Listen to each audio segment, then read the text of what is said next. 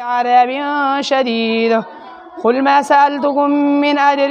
فهو لكم إن أجري إلا على الله وهو على كل شيء شهيد قل إن ربي يقذف بالحق علام الغيوب قل جاء الحق وما يبدئ الباطل وما يعيد يسمعون إلى الملأ الأعلى ويقذفون من كل جانب دحورا ولهم عذاب واصب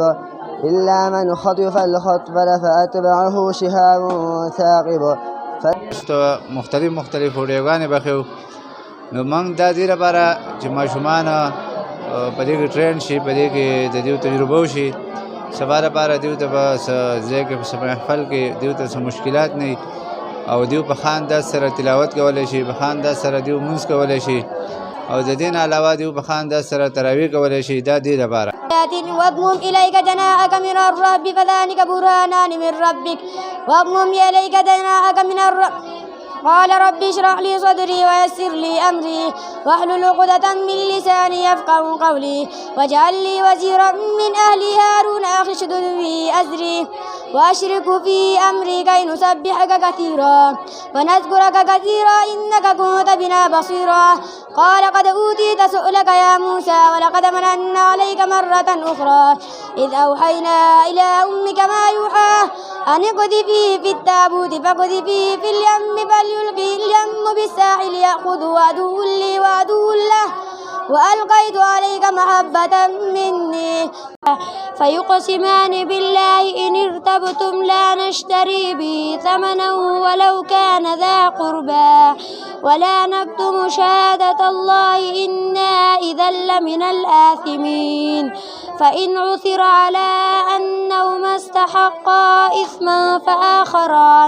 فآخران يقومان مقامهما من الذين استحق عليهم الأوليان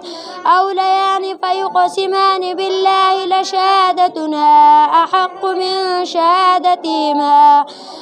من شهادتهما وما اعتدينا إنا إذا لمن الظالمين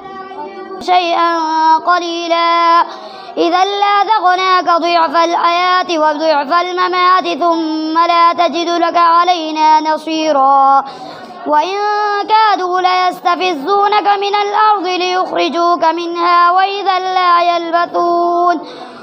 لا يلبثون جاء الحق وزهق الباطل إن الباطل كان زهوقا وننزل من القرآن ما هو شفاء ورحمة للمؤمنين ولا يزيد الظالمين إلا خسارا تميد بهم وجعلنا فيها فجاجا سبلا لعلهم يهتدون ثم جعلنا السماء سقفا محفوظا وهم عن آياتها معرضون وما جعلنا لبشر من قبلك الخلد أفإن مت فهم الخالدون كل نفس ذائقة الموت ثم إلينا ترجعون وجعلنا الأعلال في أعناق الذين كفروا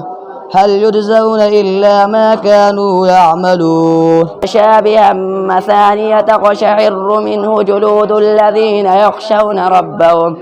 ثم تلين جلودهم وقلوبهم إلى ذكر الله. هر کلاس له ګروپونه دي او زما سره په کلاس کې چې دي سلور ګروپونه دي، په هغه سلور ګروپونه ما جوړ کړل دي. داسې دویم کلاس کې هم دغه شانې ګروپونه جوړ کړل دي او د هر ګروپ ځاله ځاله نوم دی. په دغه ترتیب سره دغه تراویح هغو کوي، هغو ته بیا موږ سپارې حواله کړو او هغه سپاره مازدیګر کې بیا موږ هغو ته سپاره حواله کړي. دغه سپاره کې بیا هغه ته موږ که نیمه حواله کړو، اولنۍ نیمه که آخري نیمه، دغه سپاره به هغه ته یادوي. هم تاسو ته دې فایدې ذکر کړئ. سبا لپاره موږ زموږ ماشوم کوم یو محفل ته ځي، کوم ځای ته ځي تلاوت کولی یا تراویح کولی یا مونځ کولی، د هغې بیا په هغو باندې سفره شره او دبا په هغو باندې نه وي. في أم الكتاب لدينا لعلي حكيم أفنضرب عنكم الذكر صفحا أن كنتم قوما مسرفين أولئك الذين لعنهم الله فأصمهم وأعمى أبصارهم. دوستانو تاسو زمونږ د مدرسه تحفیظ القرآن کریم چې کیسر د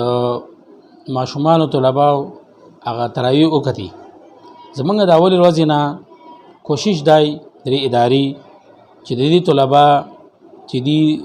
د قرآن پاک د یادولو سره سره د دې د حروفو د الفاظو د خیال وساتي. او بیا دوی به چونکې مخکې ځي دوی نه به قاریان غټ حافظان جوړېږي، علما به جوړېږي چې دوی د منبر او د محراب د کنټرول کولو جوګه جوړ شي. نو دا زمونږ د اول ورځې نه دا کوشش شي، دا محنت دي چې ستاسو چې موږ سره کوم مینه محبت دی د هغې اثر په دې طلباو کې راشي. داسې نه چې سبا دپاره دوی صرف په نوم باندې ورته خلک قاري صاحب وایي او حافظ صاحب ورته وایي او هغه داسې نه شو کولی چې الله هغه کتاب د هغې لږ تلاوت دې په مانځه کې نه شو کولی. زمونږ ټول نظر په دې باندې چې الله تعالی څنګه خپل کتاب نازل کړلی، نبی علیه السلام څنګه د هغې تلاوت کړلی، صحابه کرامو څنګه کړلی. زمونږ کوشش دا دی او انشاءالله آینده به هم داسي زمونږ محتمیم صاحب چې دی هغه دا مینه دا درد او دا صحیح تلاوت دا هغه د سعودي عرب نه راوړی د اولې ورځې نه. نو ستاسو په مخ کې موږ دا څو طلبا پیش کړ، دا صرف زمونږ د مخصوص طلبا نه دي. انشاءالله تعالی تاسو راشئ زمونږ وګور هر طالب علم به انشاءالله هغه به دغسې دا زمونږ یوازې خپل دلته یوازې تربیت نه دی، زمونږ دا طلبا چې دي ټوله شانګله کې تاسو وګورئ او بیا زمونږ کوم مضافاتي علاقې چې کوم دي په هغې کې هغه باقاعده په تراو کې قرآن واورو. تاسو دا معلومات وکړئ هغه که د شعو علاقه ده که هغه د کته د ګوش او مریړ خدنګ دا ټولې علاقې چې دي دې کې زمونږ حافظان چې هغه لګیا دي ختمونه یې وکړل او ښه په صحیح طریقه باندې